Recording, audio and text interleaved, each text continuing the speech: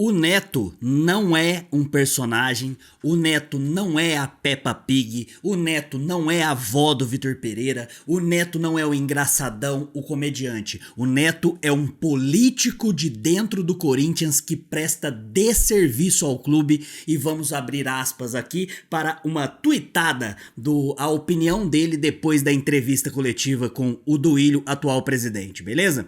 Abre aspas, gostei da entrevista coletiva do Duílio. Quer reduzir as dívidas em detrimento a títulos. Já fez muito mais que o antecessor que afundou o Corinthians em um baita buraco e não conquistou quase nada. Vou falar pela última vez aqui no canal. Antes do Duílio se tornar presidente do Corinthians, ele não vendia miçanga na praia de Ubatuba. Ele já era diretor e já teve outros cargos. A família dele vem de eras no Corinthians. O pai, o vô, o bisavô, o trisavô e todo mundo. E aí a gente vai tocar num ponto aqui, tá? Porque parece que há uma parcela da Fiel que fica mamando o Neto, mamando essa rapaziada lá de dentro. Ou a pessoa é mau caráter ou a pessoa é burra. Então vou tentar ajudar um pouco na burrice dessas pessoas aqui e tentar pensar apenas a passagem do Duílio como diretor de futebol. Você sabe o que faz um diretor de futebol? Você sabe o quão importante é o cargo de diretor de futebol? Porque era isso que o Duílio estava exercendo como função na gestão do André Sanches entre 2018 e 2020.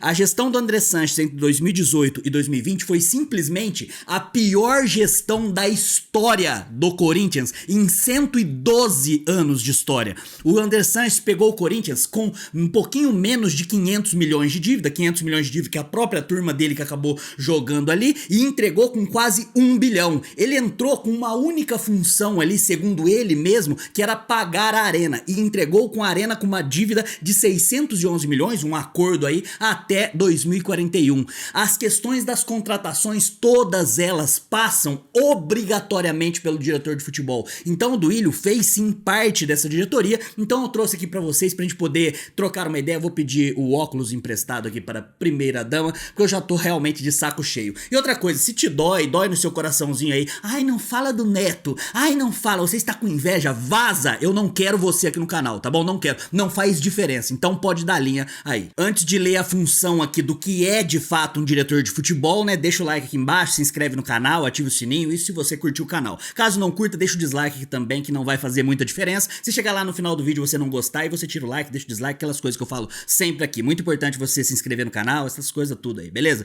Vamos lá pra definição de diretor de futebol, porque eu muito escuto por aí, não, mas o Duílio não era quem tinha a caneta no final das contas, ele era apenas um diretor. Então vamos pra definição, tá?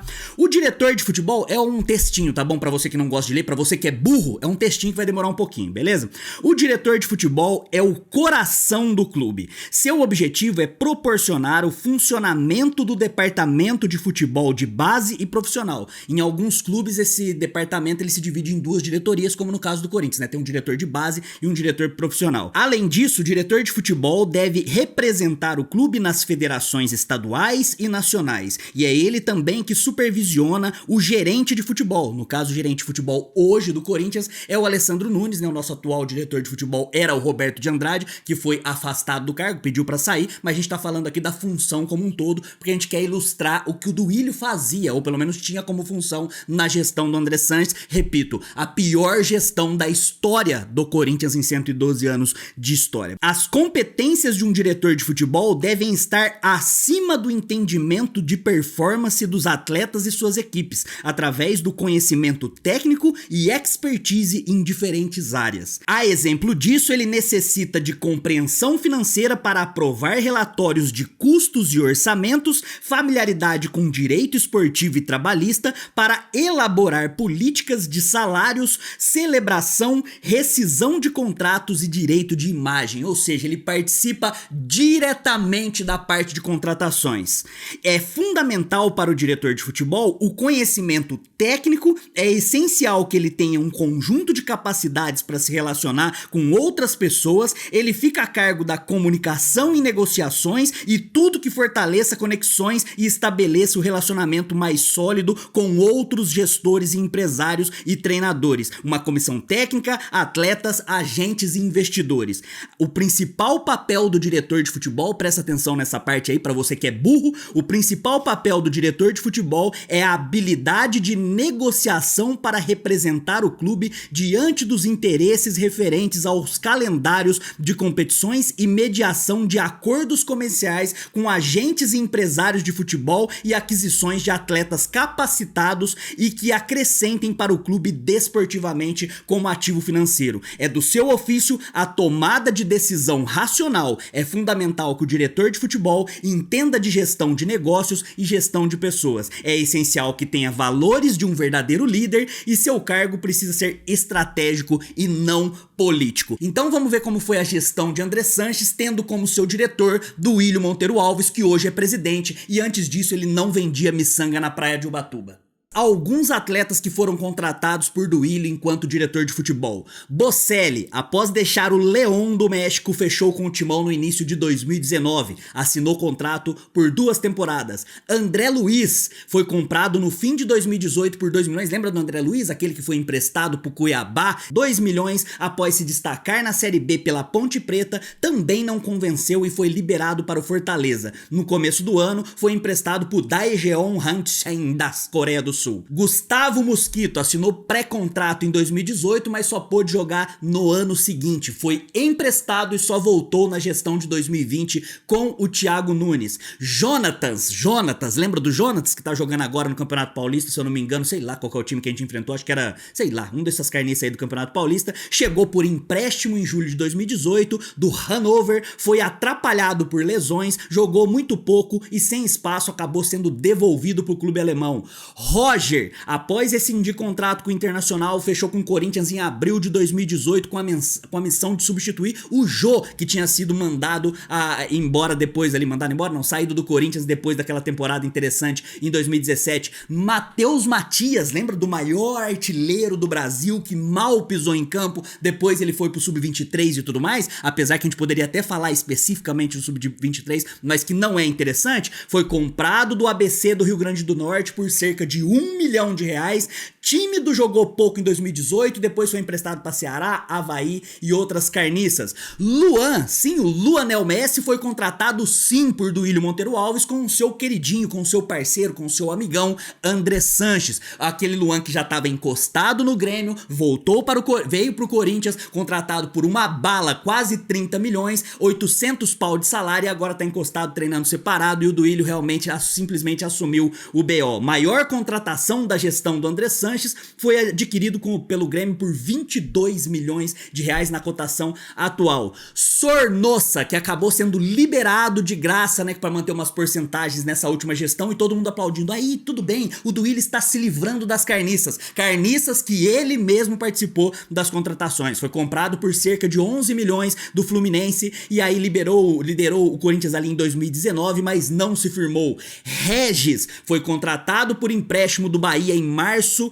e a pedido de Fábio Carille jogou pouco e deixou o clube em dezembro. Sérgio Dias, lembra do Sérgio Dias? Não lembra, né? Talvez você não lembre, busque aí no Google. Chegou por empréstimo do Real Madrid B no meio de 2018, disputou apenas 4 partidas e foi devolvido.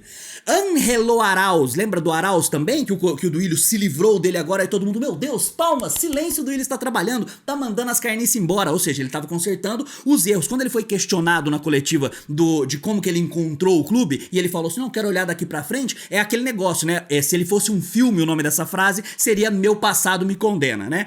E aí o Ângelo Arauz foi comprado em 2018 por 20 milhões de reais. 20 milhões de reais. Bruno Xavier, contratado por empréstimo do Nacional de São Paulo, junto de Thiaguinho, deixou o Timão 2 meses depois. Ederson que não foi aproveitado no Corinthians, foi emprestado pro Fortaleza e depois o Corinthians conseguiu monetizar sem conseguir testá-lo depois de utilizar quando ele voltou do Fortaleza. Lembra do Edson? Cantígio, sim, o Cantígio que tá encostado aqui agora. Em 2020 ele foi contratado do Júnior Barranquilla, com o Corinthians pagando cerca de 13 milhões de reais aproximadamente. Matheus Jesus, que tava banido por doping no ano passado, que foi emprestado para Bragantino, para Náutico, para Ponte Preta e tal. Contrato do Corinthians simplesmente foi de 5 anos, de 2019 até agora 2023. Thiaguinho chegou em abril de 2018 por empréstimo do Nacional. Um ano depois foi comprado por 2 milhões e meio. Lembra do Thiaguinho? Pois é, eu também não.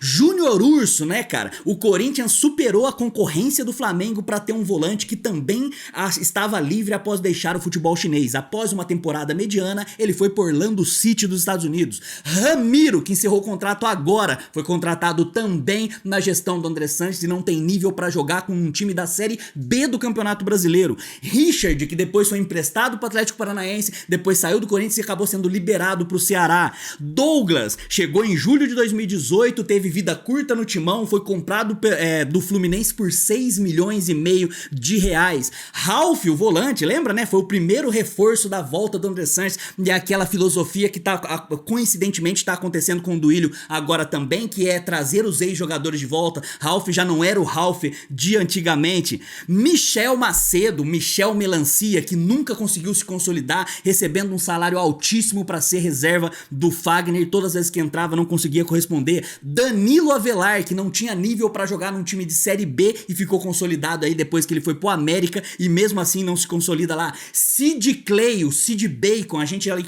sem lateral esquerdo depois da saída do Arana, que a gente entregou por um pingado e um pau na chapa, a gente não teve mais condições de ter uma lateral esquerda decente, também foi contratação aí da gestão do Duílio. Manuel Zagueiro, lembra do Manuel Zagueiro, que depois agora tá jogando no Fluminense lá? Também uma passagem catastrófica. O Gil voltando agora em final de contrato, ele voltou na gestão do André Sanches com o aval do Duílio, que tá em vias de renovar aí. O Bruno Mendes, que foi contratado, depois ele não se consolidou, foi emprestado pro Internacional, no empréstimo pro Internacional foi lá uma cláusula de contrato para ser comprado por 6 milhões, o Internacional não queria pagar isso aí, o Corinthians topou abrir as pernas e agora tá aí para reunir com os empresários. E o Marlon Zagueiro, que depois teve que ir pro Cuiabá porque não tem nível para jogar no time do Corinthians. Salve, fiel, e eu ainda esqueci de citar na hora da gravação os grandes talentos do futebol mundial, como Everaldo, Ione Gonzalez, Matheus Davó, entre outras carnecitas. Voltemos ao vídeo. Essa foi a gestão de André Sanches, tendo como principal o seu homem forte no futebol, o Duílio Monteiro Alves. Aí a gente é obrigado a ver o Neto, que faz parte